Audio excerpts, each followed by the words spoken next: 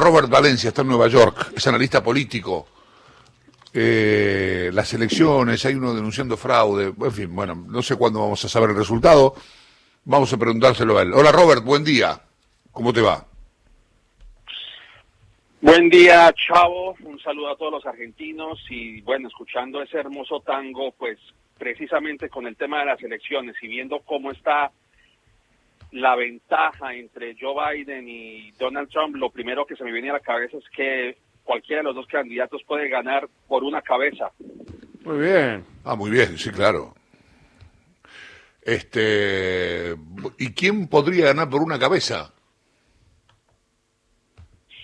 Pues así como están las cosas, Biden podría ganar por una cabeza. Es decir, si vemos los resultados en Georgia, ahora es él quien está aventajando a Donald Trump. Todavía falta conteo en Pensilvania. Falta también por decidir lo que ocurra en Nevada. Y bueno, eso prácticamente estaba dentro de los pronósticos, donde la campaña iba a ser muy cerrada y en donde cada voto por correo iba a ser contado. Así que, obviamente, dependiendo de los resultados, si se dan las proyecciones, pero obviamente no puedo decir exactamente quién puede ganar, porque como haciendo otra alusión a una pasión argentina como el fútbol, pues aquí nada se define sino hasta el último minuto, como los buenos partidos, ¿no? Así claro. Que hay que seguir haciendo el conteo, esperando lo que ocurra en Arizona, lo que ocurra en Nevada, lo que ocurra en Georgia y Pensilvania. Yo creo que Carolina del Norte también se podría decidir, pero yo creo que ese último estado va a inclinarse más por Donald Trump. Yo creo que ahora la batalla está en esos cuatro, pero por ahora lo que vemos es que Joe Biden podría aventajar a Trump, porque faltan muchas boletas por contar. Como ustedes saben, antes del día de elecciones se había recibido cerca de 2,5 millones de papeletas enviadas por correo, y obviamente con el sistema tan ralentizado que hay en Pensilvania, pues lamentablemente no tenemos un conteo final como se esperaba en la noche de elecciones, y por eso es que estamos en vilo desde hace 72 horas. Y lo que pasa es que, a ver, es difícil para nosotros, para mí, que soy un tipo argentino de a pie, acá un voto vale uno y si el que saca más votos gana.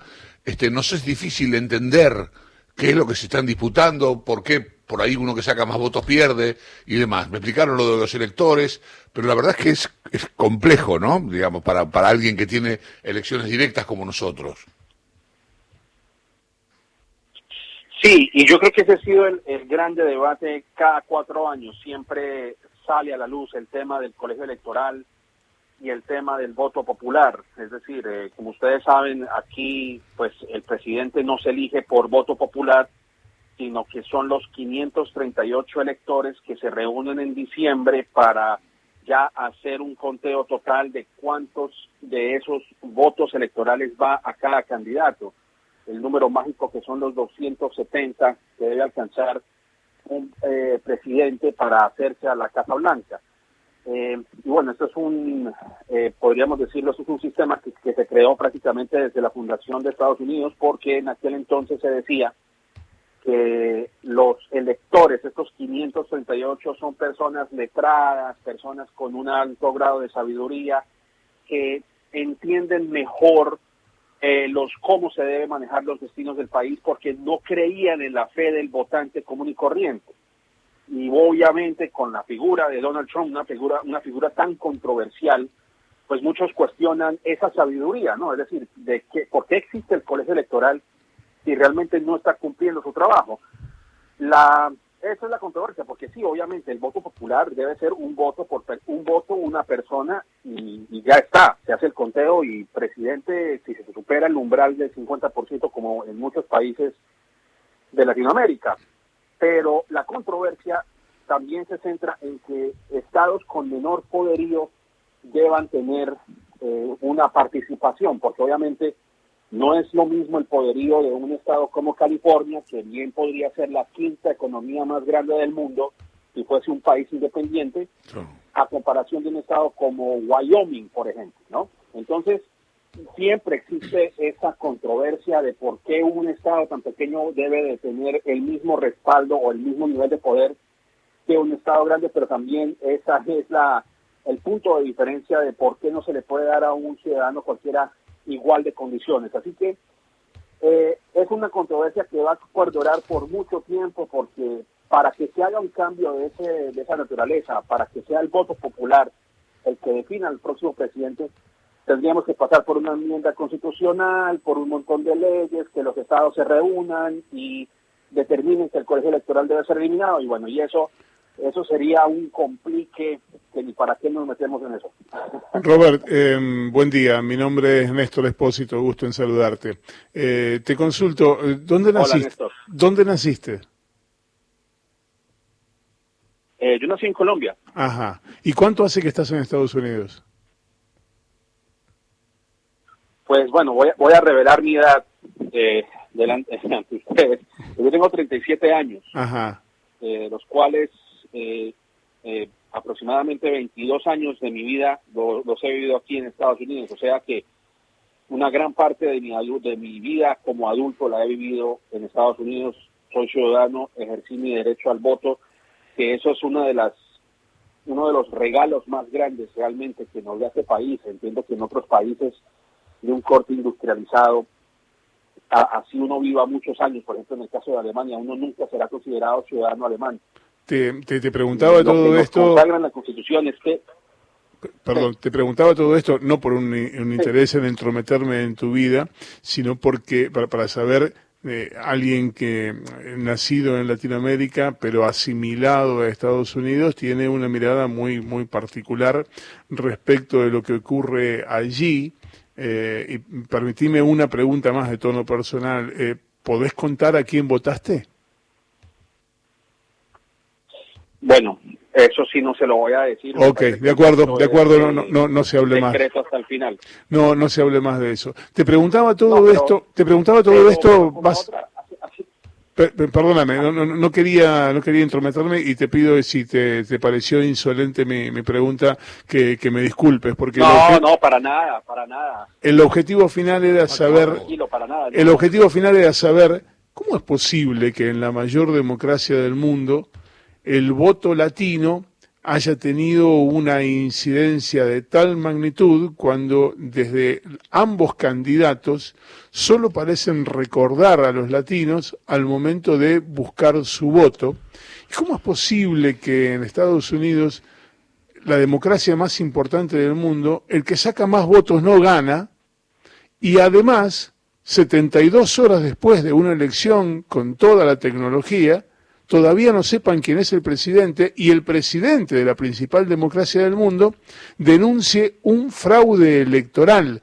En cualquier otro país, elegí el que quieras del planiferio, en el que pasara esto, sería un escándalo y probablemente los Estados Unidos estarían poniendo el grito en el cielo sobre esta situación. ¿Qué es lo que pasa allí? Sí, bueno, primero que todo, no me molesté, ni muchísimo menos, no estoy ofuscado porque me haya... Te agradezco por eso. Por quien voté.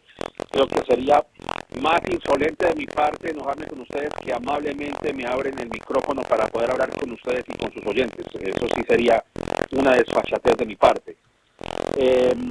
Respecto al voto latino, sí, estamos totalmente de acuerdo. Yo creo que aquí hay que tener en consideración que el voto hispano no es un voto en bloque como podría ser el voto afroamericano. Bien. Aunque obviamente dentro del voto afroamericano existen distintas corrientes de pensamiento, pero en realidad muchos de ellos votan en bloque porque comparten un sentimiento en común que ha sido la segregación, la opresión, el apartheid que ellos han vivido por siglos, y es una historia que los une a todos. En el caso de los hispanos es un poco distinto porque ellos obviamente somos inmigrantes, no vivimos de cerca este tipo de represión, especialmente las nuevas generaciones, y cada hispano vota de acuerdo a su experiencia, como tú acabas de mencionar. Los inmigrantes, los que vivimos de otros países, votan de acuerdo a la experiencia que ellos han vivido en sus países, y muchos conectan la realidad de Latinoamérica con lo que sucede aquí en Estados Unidos. Un ejemplo es la Florida. La Florida, por ejemplo, muchos de ellos, los cubanos, los venezolanos, bueno, no sé si muchos realmente, pero sí los cubanos, algunos venezolanos, algunos colombianos, algunos nicaragüenses, votaron a favor de Donald Trump porque se hizo una campaña donde decían que Biden era castrochavista y que tenía influencias de Maduro y de la izquierda colombiana y que querían implantar un socialismo.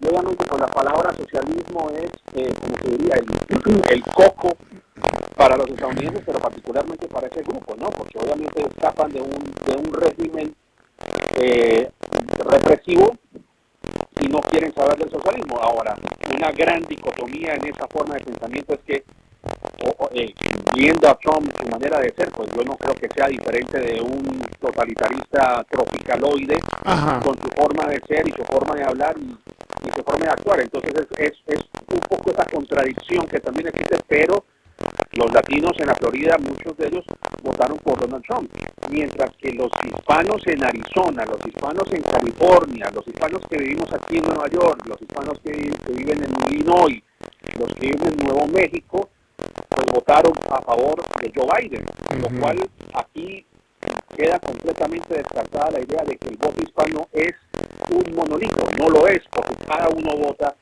de manera distinta, y aquí se ha demostrado que el voto hispano apoyó en gran medida a Joe Biden y se cumplieron los pronósticos, se cumplieron las estadísticas.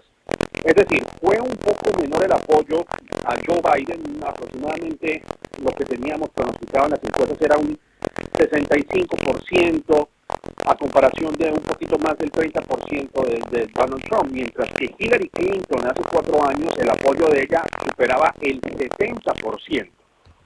Entonces sí hubo una reducción en el apoyo de parte de los latinos hacia los demócratas, pero se mantuvo esa tendencia y se vio reflejada en las elecciones.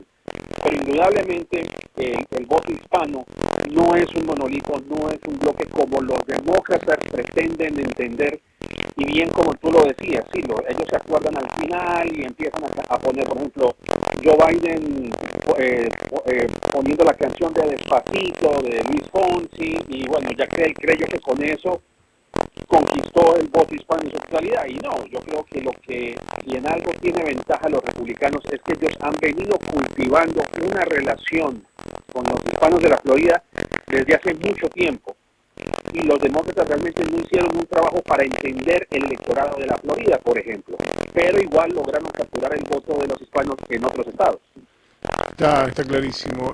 Una última consulta por mi parte.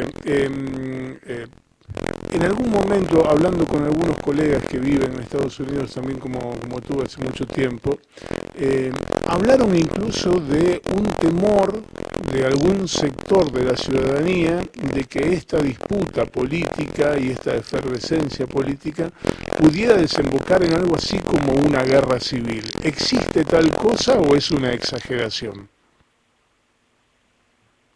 Bueno, en vista de lo polarizado que ha estado el país, pero principalmente en un sector, en un 70% de la población, que es la población blanca, que realmente ahí es donde vimos la división entre personas progresistas y otras personas en áreas rurales, donde hay milicias, que se conocen estas milicias, que son como estos grupos armados, que no necesariamente están al margen de la ley como tal, pero que tienen el poder de portar armas y se organizan en estos estados. Pues existía el temor, incluso algunos expertos señalaban que este país está prácticamente madurado y está listo para que haya una segunda guerra civil, dado el panorama tan difícil que hemos visto. Y sí se han visto protestas, porque vamos a decirlo, las ha habido. Ha habido protestas aquí en Nueva York, han habido protestas en Filadelfia, han habido protestas en Atlanta, han habido protestas en Arizona, pero no es que se haya desencadenado una violencia en la cual uno ni siquiera pueda salir a la calle. Pues eso no ha ocurrido, pero sí se siente un aire de tensión que también estaba dentro de los pronósticos previo a la noche de las elecciones. Es decir, todo lo que hemos visto, Chavo, no es fuera de lo que no se tenía pronosticado. Todo lo que está ocurriendo hoy se daba por sentado. Es decir, la otra pregunta que ustedes me habían formulado anteriormente es de que por qué en un país como Estados Unidos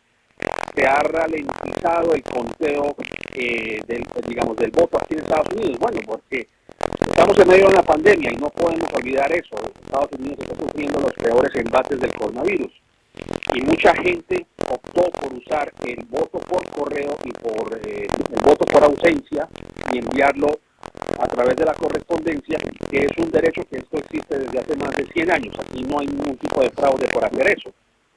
Y mucha gente optó por eso, ¿no? Entonces, lo que pasó a nivel estatal, y este es otro dato que es importante mencionar, cada estado tiene su manera de contar los votos.